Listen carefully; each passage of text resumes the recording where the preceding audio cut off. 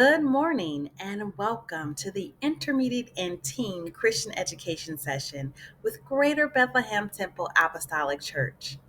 I am your lesson guide, Sister Casey Fisher. Imagine you messed up really bad.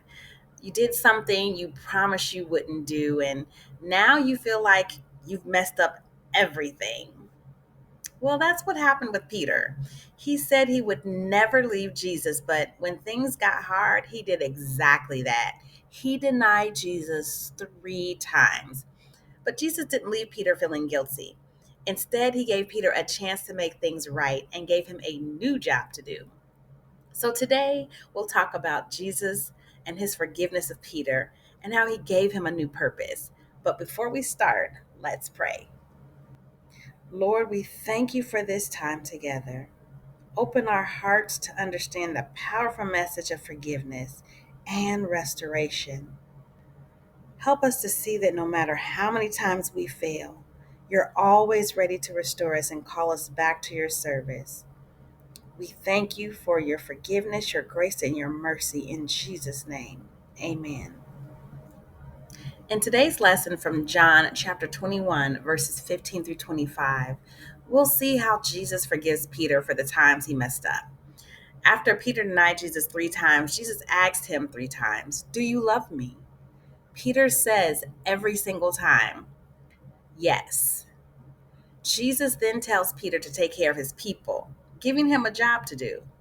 This shows us that Jesus forgives us when we mess up and gives us a new purpose to follow him and serve others. I'll be reading today's scriptures from the New International Version. When they had finished eating, Jesus said to Simon Peter, "Simon, son of John, do you love me more than these?" Peter answered, "Yes, Lord, you know that I love you."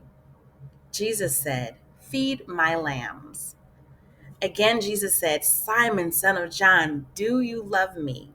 And he answered, "Yes, Lord, you know that I love you." Jesus said, "Take care of my sheep." The third time he said to him, "Simon, son of John, do you love me?" Peter was hurt because Jesus asked him the third time, "Do you love me?" He said, "Lord, you know all things. You know that I love you." Jesus said, "Feed my sheep." Very truly, I tell you, when you were younger, you dressed yourself and went where you wanted. But when you are old, you will stretch out your hands, and someone else will dress you and lead you where you do not want to go. Jesus said this to indicate the kind of death by which Peter would glorify God. Then he said to him, "Follow me." Peter turned and saw the disciple whom Jesus loved was following them. When Peter saw him, he asked, "Lord, what about him?"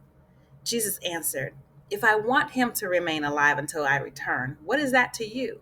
You must follow me." Because of this, the rumor spread among the believers that this disciple would not die. But Jesus did not say that he would not die. He only said, "If I want him to remain alive until I return, what is that to you?" This is the disciple who testifies to these things and who wrote them down. We know that his testimony is true. Jesus did many other things as well. If every one of them were written down, I suppose that even the whole world would not have room for the book that would be written. To summarize these scriptures, after Jesus came back to life, he found Peter and asked him 3 times, "Do you love me?" This was important because Peter had denied Jesus 3 times before. By asking him 3 times, Jesus gave Peter a chance to say, "Yes, I love you," and be forgiven. Every time Peter said yes, Jesus told him to take care of his people, saying, "Feed my lambs," and "Take care of my sheep." Jesus gave Peter a new mission to serve others and to follow him. Even when we make mistakes, Jesus forgives us and gives us new chances to follow him. So, here are a few questions to think about. Why do you think Jesus asked Peter 3 times if he loved him? How did Peter feel when Jesus asked him the third time, "Do you love me?" What does it mean when Jesus tells Peter to feed my sheep? What can that mean for us today? And lastly, Why didn't Jesus focus on Peter's mistakes, but instead gave him something new to do? All right, I know we're asking, what does this have to do with my life? I'm going to tell you. Peter's story teaches us that we will make mistakes, and Jesus is there to forgive us if we ask Him and we mean it in our heart. He will give us a new purpose, just like Peter. We may mess up sometimes, but God is there. He's waiting and He's giving us a chance to come back and follow Him. Jesus doesn't leave us just stuck in our mistakes. He calls us to keep going and to serve others. Think about how you can serve God, whether it's by helping others, being kind, or sharing His love. Jesus wants us to take care of others and keep following Him. So be encouraged. Now for our video challenge. I want you to share a video of how you experience forgiveness from God or how you want to serve God and help others like Peter did. Use the hashtag restored to serve and tag your friends to join the challenge too.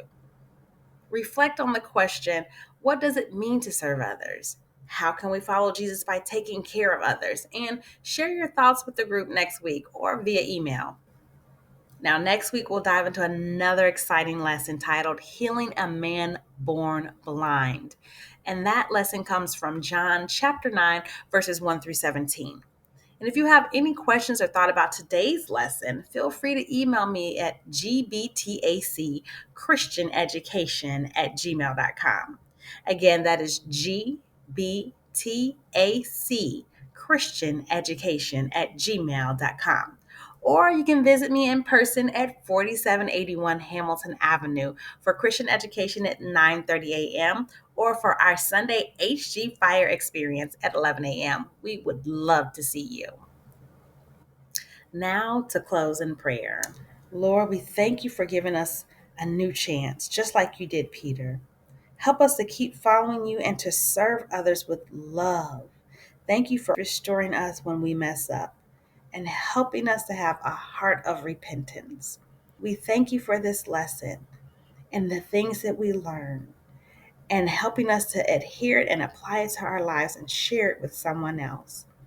We thank you for all these things in Jesus' name. Amen. Thank you so much for being here today. And until next week, God bless.